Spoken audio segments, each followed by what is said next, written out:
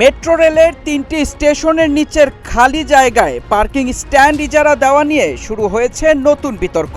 Dhaka mass transit company লিমিটেডের এই পদক্ষেপের পর সাধারণ যাত্রী ও ড্রাইভারদের মধ্যে দেখা দিয়েছে তীব্র ক্ষোভ।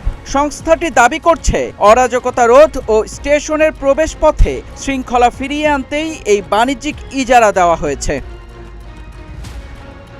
উত্তরা উত্তর, উত্তরা সেন্টার ও উত্তরা দক্ষিণ এই ৩টি স্টেশনের গ্রাউন্ড লেভেলে এখন ঝুলছে নির্দিষ্ট ভাড়ার তালিকা। ইজারাদারদের নির্ধারিত হার অনুযায়ী কার বা জিপের ক্ষেত্রে প্রথম ২ ঘন্টার জন্য ভাড়া ধরা হয়েছে ৬০ টাকা, অন্যদিকে মোটর বাইকের জন্য ৩০ টাকা, বাইসাইকেলের জন্য ১০ টাকা এবং মাইক্রোবাস বা হাইসের জন্য দিতে হবে ৭০ টাকা।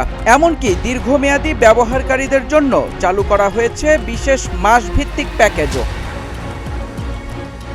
ডিএমটিসিএল এর মার্কেটিং ম্যানেজার মোহাম্মদ ওসমান গনি জানান, গত ৮ জানুয়ারি বিজ্ঞাপনের মাধ্যমে আবেদন আহ্বান করা হয়েছিল এবং দক্ষিণ স্টেশনে ভূমি লিমিটেডকে ইজারা দেওয়া হয়।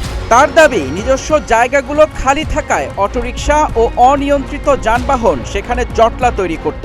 যাত্রীদের ওঠানামায় সেই দুর্ভোগ কাটাতেই সমঝোতার ভিত্তিতে এই ফি নির্ধারণ করা হয়েছে। অনুমোদিত তালিকার চেয়ে বেশি ফি নিলে ব্যবস্থার আশ্বাসও দেন তিনি।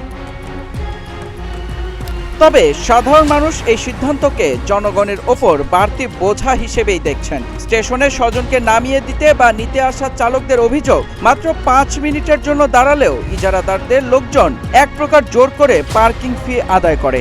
এছাড়া যে অটোরিকশাগুলো সারাদিন পথ আটকে জ্যামের সৃষ্টি করছে, তাদের কোনো ফি না দিয়ে কেবল ব্যক্তিগত যানবাহনের ওপর এই নিয়ম চাপিয়ে দেওয়া এবং ব্যবস্থাপনার অভাব নিয়ে প্রশ্ন তুলছেন যাত্রীরা। শৃঙ্খলা আনার এই ইজারা ব্যবস্থা শেষ পর্যন্ত যাত্রীদের স্বস্তি দেবে নাকি ইজারাদারদের পকেট ভরার নতুন মাধ্যমে পরিণত হবে, সেটি এখন বড় প্রশ্ন। মেহেদী ইসলাম সোহাগ, গ্রিন টিভি ডিজিটাল।